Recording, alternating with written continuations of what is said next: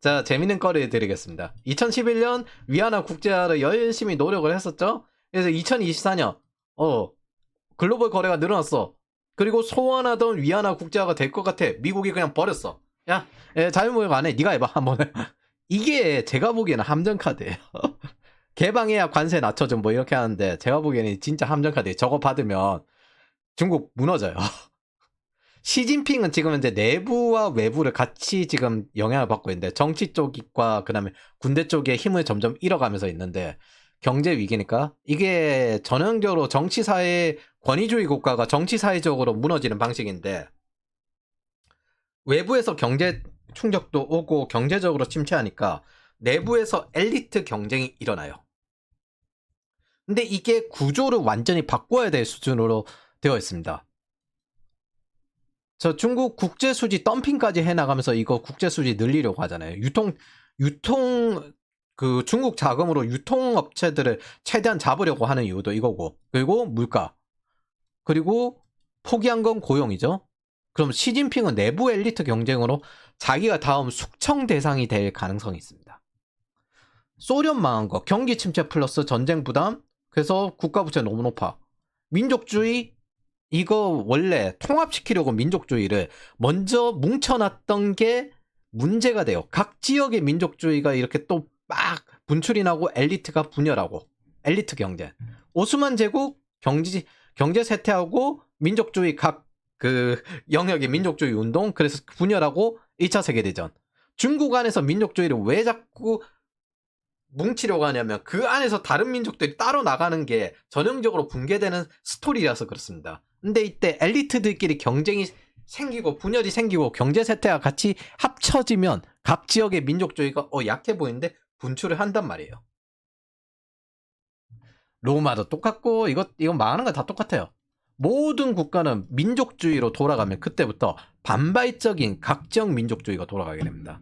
그래서 내부 엘리트 경쟁을 통해서 사회 정치적으로 붕괴하게 돼요. 민족주의가 강하게 고수된 국가일수록 잘 무너집니다. 민족주의는 다원주의의 한 요소로 작동하는 미국이랑 달라요.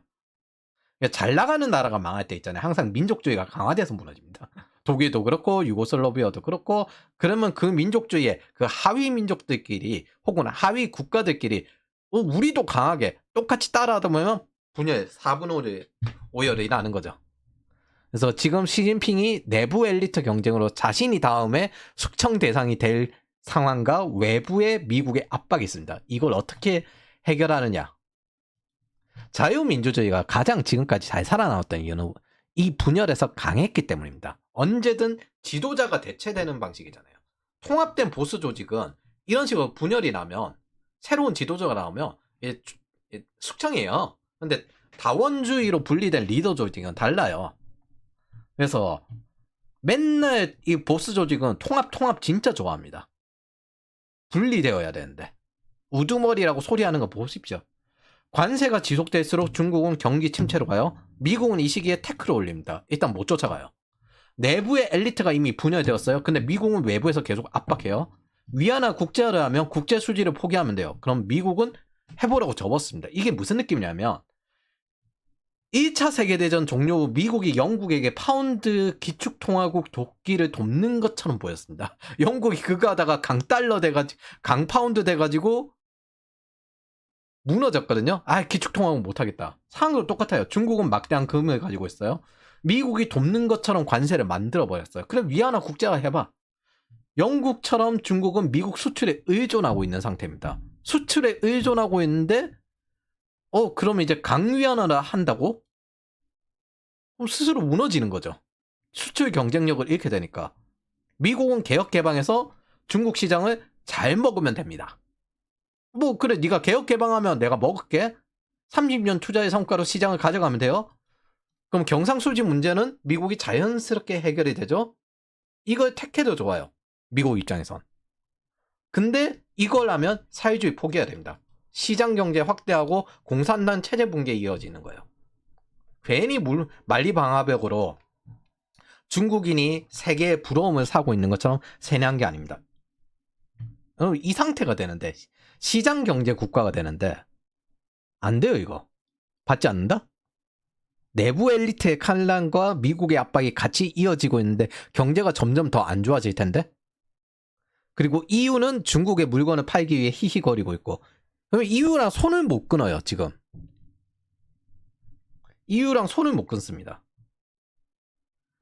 최근에 신장 위구르 인권을 비판한 EU 위원들 제재를 해제하면서 EU랑 같이 가려고 하는데, 야, 너네 그 EU가 진짜 만만한 데가 아니야. 그 영국도 털어먹고 기축통화국 있대 영국도 털어먹고 미국도 털어먹고 잘 털어먹던 애들이라서 만만한 데가 아니야. 진짜. 저희 아직까지 EU라는 유럽 대륙의 그 무서움을 아직 못 본 중국입니다. 저 털어먹기 시작하면 장난 아니게 털어먹거든요. 저게 저래 보여도. 그래서 아무리 봐도 제가 보기엔 시진핑이 살아남을 길은 2025년 이내에 전쟁을 하지 않으면 방법이 없어 보입니다. 26년, 27년 되면 전쟁도 못해요. 그리고 전쟁하면 문제는 일본이 개입할 것 같습니다. 대만이랑 일본이랑 사이가 좋잖아요. 그래서 한 가지 명확한 건 저도 동의합니다. 중국의 강경 외교에 대해서 연구한 일본 연구원이 한 말인데 중국을 달래도 대만 침략을 막을 수는 없다. 저게 두 가지 스토리예요. 시진핑이 전쟁을 하는 것과 내부 엘리트가 장악하고 난 다음에 합리적인 명분을 찾기 위해서 통치 명분을 찾기 위해서 전쟁을 하는 것. 요거 두 가지로 일어날 수 있다고 생각합니다.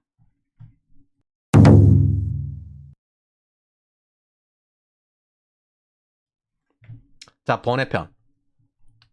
자유무역 이후 미국은 요렇게 했죠. 그럼 자유무역 이전은 어땠을까? 이전에 요게 이제 보면은 이전에는 보면은 자유무역 이전에 여기 경상수지 적자가 이 정도로 심하게 높진 않잖아요. 그래서 어느 정도 균형을 맞추고 있습니다. 그럴 때는 어땠을까? 보면은 인플레이션 그리고 그 언인플레이션 실업률 요렇게 해서 번갈아 갑니다. 근데 둘 다 잡을 때가 있어요. 둘 다 잡았을 때 어떻게 되느냐? 그 경제가 침체합니다. 그래서 이걸 번갈아 가면서 실업률과 인플레이션이 번갈아서 왔다 갔다 해요. 그러다 그게 둘 다 어느 정도 균형을 맞추는 것 같다? 그러면 경기가 떨어집니다. 경제 성장률이 떨어집니다. 그래서 인플레이션과 고용을 번갈아 가면서 포기를 했습니다. 둘 다 잡았을 때가 있어요. 이 경우 GDP를 포기했어요. 인생은 절대 원하는 것을 두 가지 이상 가질 수 없습니다. 남은 건 밸런스로 관리할 뿐. 그래서 1950년대, 60년대가 굉장히 좋았다라고 하기에는 이게 경제가 어떻게 돌아가냐면 여성은 어떻게 일을 안 하고 노인은 은퇴하고 경제가 돌아가는 거지 이렇게 생각할 수 있어요. 이게 생산성에 대해서 잘 모르는 건데 생산성이 낮은 사회의 모습이 전업주부의 사회입니다. 이유도 명확히 알아야 돼요. 그만큼 일자리를 보장해 줄 수 없기 때문에 여성을 빅토리아 모델에서도 그렇고 여성을 가정으로 넣어버린 겁니다. 애는 학교로 보내고 정부 일자리죠. 그리고 노인은 은퇴시키고 연금이죠. 이게 제조업 국가들에게 나오는 현상이고 저 당시에는 국가부채가 미국의 세금도 높았지만 국가부채 감내라고 여념이 없었으니까 그래서 노인 은퇴시키고 아이 학교 보내고 여성 빈곤은 남자에게 떠넘기는 겁니다. 여성에게 그냥 두면 빈곤이 돼요. 그래서 남자와 결혼을 시켜가지고 그 빈곤을 정부가 대신할 걸로 남자에게 떠넘겨야 되는 거예요. 그리고 여성을 가정교육을 하는 가정의 천사라고 먹여 살려야 되는 이유로 명분으로 공유를 합니다. 이런 것들은 다 설계가 되는 겁니다. 농촌 사회에서는 보면은 둘 다 일을 해야 되거든요. 이것과 다른 생산성이에요. 근데 다들 착각하는 게 농촌 사회는 어마어마하게 바쁘다라고 생각을 하지만 여유가 넘칩니다. 기본적으로 생산성이 떨어지기 때문에. 그러면 농번기에만 같이 한 번에 바꾼 거예요. 수확기나 이런 데만. 기본적으로 생산성이 떨어집니다. 그 여성이 결혼하면 가정주부를 하는 모델이 빅토리아 모델 그리고 영국의 1870년대, 1970년대 있네. 1870년 이후 서비스업이 나오면서 정착된 모습이라고 했습니다. 기아가 해결됐을 때 1850년 정도에 공물법이 통과되고 기아가 해결됐거든요. 20년 정도 만에. 그래서 여유로운데 돈을 많이 버는 걸 바라는 사람들은 그런 거 없습니다. 순간적으로 존재할 수는 있죠. 근데 장기적으로 존재할 수 없어요. 생산성이 떨어지니까. 트릴레마 딜레마랑 생각해보면 이렇게 돼요. 선택. 물가와 국제수지를 선택하고 고용을 포기하면 결혼으로 여성 빈곤을 떠넘기는 방식이 됩니다. 이게 대한민국이 돌아가는 방식이에요. 공물법 이후 영국도 이런 방식으로 돌아가는 방식이고 한국이 이겁니다. 그래서 남성들이 결혼 안 하면 서비스업이 안 돌아가요. 티켓에 구매하는 공연 구매, 뮤지컬 구매 이런 거에 한 87% 정도가 여성 수요거든요. 그런데 그것들 비용이 많이 들잖아요. 자, 모은 돈이 없어요? 저축 위주로 돌아가요. 원래 이거 저축 위주로 돌아가게끔 하는 이유도 제조업의 인건비가 떨어져야 되기 때문에 그래서 최대한 저축 위주로 유도를 한 거거든요. 근데 이 서비스업이 늘어나고 난 이후부터 지금 이제 인건비가 올라가고 하고 있는데 우리는 아직까지 일자리를 확대하는 걸 못하고 있죠. 자, 그러면은 한국은 평소에 구인 배율이 0.5를 겨우 넘는 나라입니다. 구인 배율 0.6, 0.5 뭐 이런 식으로 하는데 평소에 0.6에서 0.5 요 사이로 왔다 갔다 한 나라예요. 그래서 한국이 경쟁이 하드한 이유입니다. 이게 싸게 써먹고 뛰어난 인력을 싸게 써먹으려고 만든 구조입니다. 그리고 거기서 경쟁에서 밀리는 사람 뭐예요? 이게 일 잘하는 게 인자강으로 돌아가는 거라고. 체력전으로 끝까지 가면 여성들이 못 이겨요. 특히나 몸으로 해야 될 일이나 직접 움직여야 될 일이나 이런 것들 시달리기 때문에 그래서 여성들을 최대한 결혼으로 밀어넣은 구조입니다. 공채가 없어진 상황에서 구인 배율이 떨어졌죠? 근데 일자리를 띄운 게 박근혜 정권의 창조 경제를 통한 스타트업이었습니다. 문재인 정부 민주당 의회는 플랫폼 국감을 통해서 이 스타트업을 모두 몰락시켰고 스타트업들이 지금도 빠져나가고 있죠. 저는 여기에 많은 페미니즘에 동조하는 여성들이 함께한 걸 압니다. 근데 남성과 여성이 결혼하는 게 아니라 경쟁하는 상황이 된 순간부터 여성들에겐 재앙이 펼쳐질 겁니다. 농담으로 배급견을 넘어서게 될 거예요. 빈곤이 확정될 겁니다. 국제결혼 그리고 남성이 결혼하지 않는 순간부터 장기적으로 재앙이 될 겁니다. 왜 영국이 1870년부터 서비스업이 발달하기 시작을 했을까? 서비스업이란 건 이제 기아가 해결된 노동자들이 데이트, 결혼 이후 여성들의 가정생활 지원을 하면서 생긴 영역입니다. 그 결혼 관계를 계속 유지를 하려고. 왜 여성은 드라마를 바라고 남성은 다큐멘터리를 바란다고 했잖아요. 이걸 바꿔 생각하면 쾌락적인 소비가 어느 정도 필요해지는 겁니다.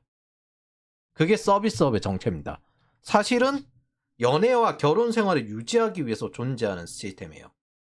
이게 단순히 주객 이론이 아니라 실제로 남성들이 그 돈을 지원했기 때문에 영국의 홍차 문화도 그렇게 생겼죠. 남성들이 커피 마시러 가니까 집에서 놀 게 없어가지고 홍차로 넘어갔죠. 그래서 찻잔 사고. 남성이 돈을 닫고 결혼하지 않고 국제 결혼하고 여성을 경쟁으로 보는 순간 이 전통적인 경제 모델 구조는 동작하지 않게 됩니다. 이 서비스업 모델 구조는 동작하지 않게 됩니다. 정부 배급을 받아봐야 소용없어요. 제가 소득세 구조 이야기했듯이 글로벌리스트들이 왜 소득세 자유무역 구조를 좋아하면서 택했냐면 가만히 앉아 있어도 이 수요가 늘어나기 때문에 돈을 벌 수 있기 때문입니다.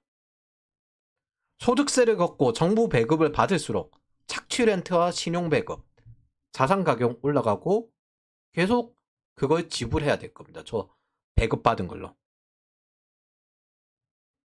결혼해서 사용하게 해주는 것들과 다르게 이것들은 정부 돈으로 가기 때문에 매우 극심한 인플레이션이나 주택가격 버블을 만들게 됩니다. 저는 페미니즘에 동조하는 여성들이 이 이전 구조를 깨보려고 했거나 혹은 좀 더 고용을 늘리려고 했던 것들을 망친 걸 잘 알고 있습니다. 동조자들은 화해도 절대 용납하지도 말아야 하는 것도 역사적으로 잘 알고 있습니다. 같이 X세대, 86세대들과 함께 생존 경쟁에 뛰어들었을 때 그때 은퇴하지 못한 세대들은 지옥이 될 겁니다. 근데 당신들이 돈을 뿌렸잖아. 같은 제조업 시대 마인드를 가진 세대들. 대부분 지금 이제 한국 남성들은 상당 부분 쇼펜하우어가 되었는데 좌파 동조자분들, 우리 아주 액티브하게 생존 경쟁이 아니라 이제부터 투쟁이 될 겁니다. 이 게임에서 누가 이기나 볼 건데 젊은 남성들 이길 수 있을 것처럼 보입니까?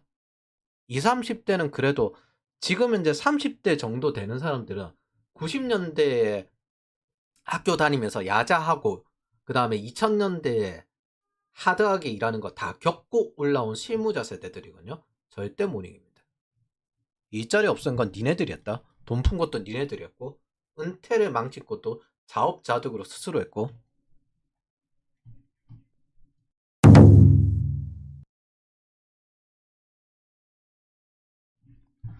자, 생산성에 대한 대부분의 착각인데 생산성이 높다는 건 바쁘다는 거예요. 옛날에 조선시대에 뭐 농촌사회에 대한 그 환상이 있어요. 엄청나게 바쁠 것이다. 그렇지 않아요. 일할 게 없어요.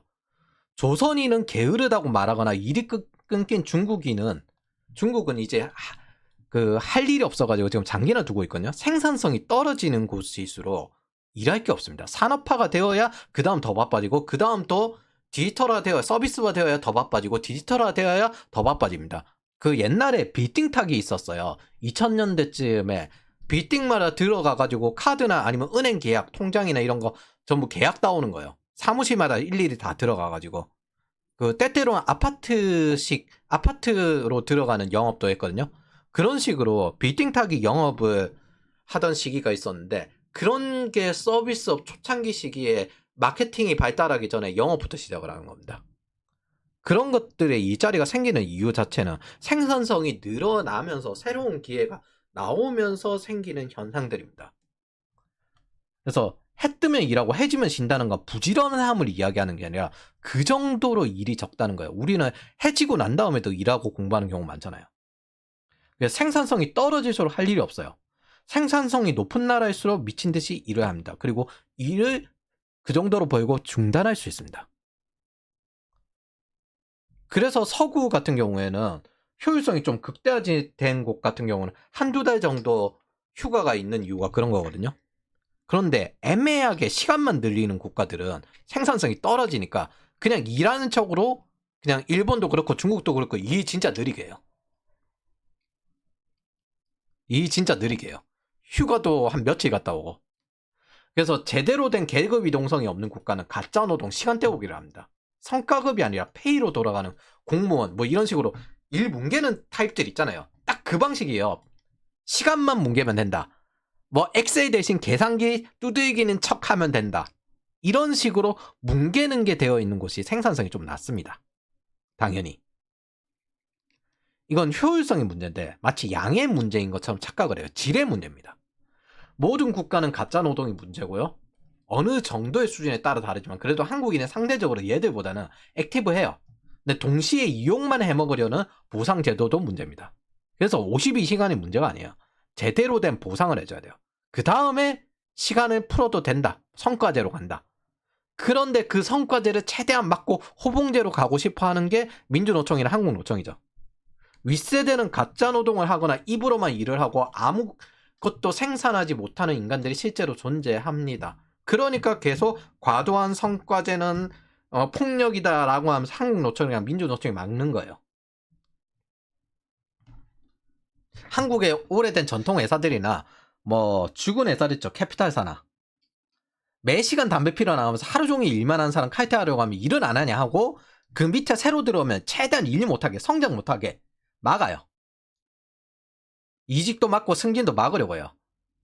민주노총 의상공장에서 와이파이 끈다고 하니까 노조가 반발하는 게 이런 딱 그 세대 특입니다.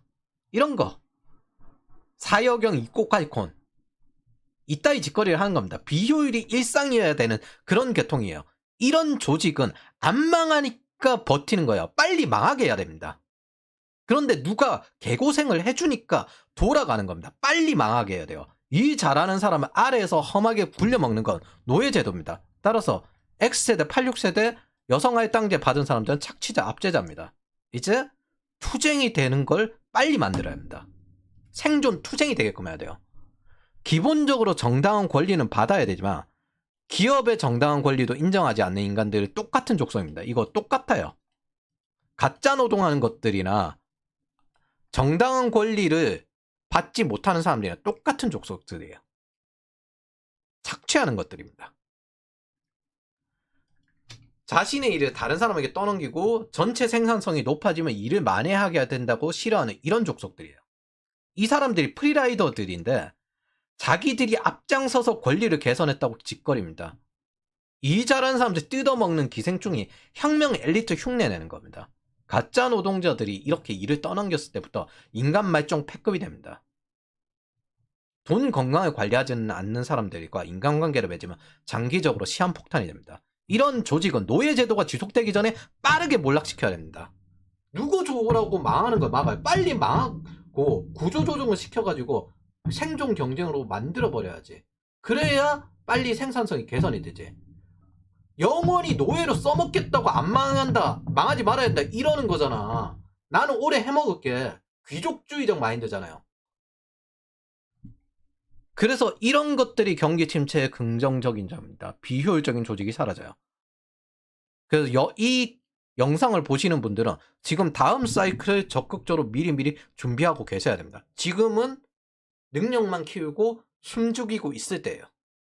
그리고 난 다음에 상황 났을 때 빠르게 치고 나가야 됩니다. 적극적으로. 그때 액티브해져야 돼요. 이런 것들을 숙련된 기다림이라고 합니다. 온라인 상황에서 끝까지 공이 날아오는 걸 보는 것과 같은 상황인 겁니다. 빠르게 몰락시켜야 됩니다. 근데 이런 조직을 빠르게 도태시키지 못하면은 그때부터 계속 비효율적인 게 영원히 있는 겁니다. 10년 전에 일하는 방식과 지금 일하는 방식이 똑같으면 그게 말이 됩니까? 그래서 이런 과정에서 효율성이 떨어지면, 생산성이 떨어지면 고용 확대가 어려워집니다. 언제나 고실업 이후 개선하면서 생산성이 높은 기업이나 이런 것들이 나오는 거예요. 지금 현재 일자리 부족은 그걸 준비하라는 신호입니다. 대부분 잘 모르는데 바쁘고 싶어도 영원히 못 바쁩니다. 일시적이에요. 여유가 생겼을 때 다음을 준비하면서 다음에 다시 또 여유가 생기면 그때 인간관계나 낭만으로 밸런스를 맞추면 돼요. 이걸 알았을 때 여러분들은 두 가지라 이해하면 됩니다. 액티브하게 사십시오. 최선으로 일하고 단 성장 기준점으로 액티브해져야 됩니다. 두 번째, 절대 노예로 인생이 끝나서는 안 됩니다. 쟤네들은 기본적으로 노예를 바라기 때문에 패시브한 사람을 바래요. 그래서 전부 아무 생각 없이 움직이길 바라는 거예요. 그리고 인자강들이 일을 잘하는다는 것도 이것 때문입니다. 바쁜 것을 경험하면서도 건강을 유지할 수 있어야 됩니다. 여러분들은 이 돈을 벌기 위해 일을 하고요. 건강을 유지하기 위해 운동을 합니다. 그래서 건강관리는 필수입니다. 자, 커리어는 쌓는 게 아니라 만든다는 용어를 정의를 했는데 다중경력 경로. 그래서 우리가 다양한 소득원도 있어야 되지만 직업과 직장의 의존도도 줄여야 됩니다. 세상은 언제든 어떻게든 바뀔 수 있으니까. 그리고 적응적인 학습. 상황이 바뀌는 데에 적응을 해야 되고, 그리고 그런 것들에 대해서 각각 다른 영역의 장점을 가진 사람들 보면 알겠지만 국가도 그렇지만 개인도 세 가지 중 두 가지밖에 못합니다. 다른 곳에 대해서 관리를 서로 영감을 주고받고 영역을 가진 사람들끼리 연결하는 그런 네트워크 형성이 필요해요. 이거는 인간관계와 다른 일에 관련된 것들입니다.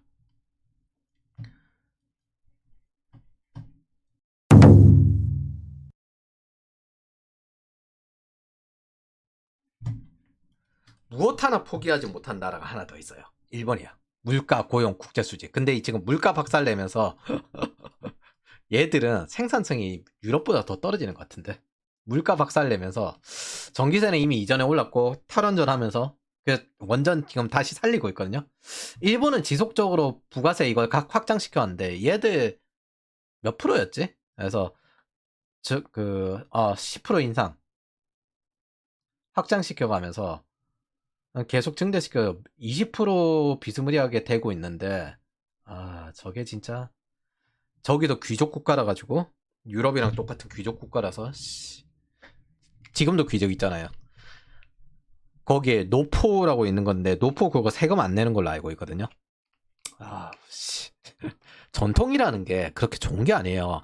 10년 전, 100년 전 일하는 방식을 똑같이 한다는 거잖아. 그럼 생산성이 없죠. 개인적으로 저는 전기세가 제일 심하다고 생각하지만 이게 세 가지를 가지려고 하다가 성장이 부서진 거 유럽이랑 똑같죠. 네.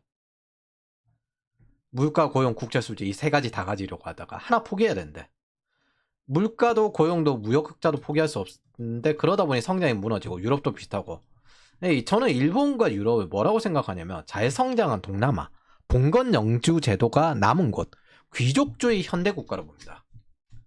이런 국가가 통합을 진짜 좋아해요.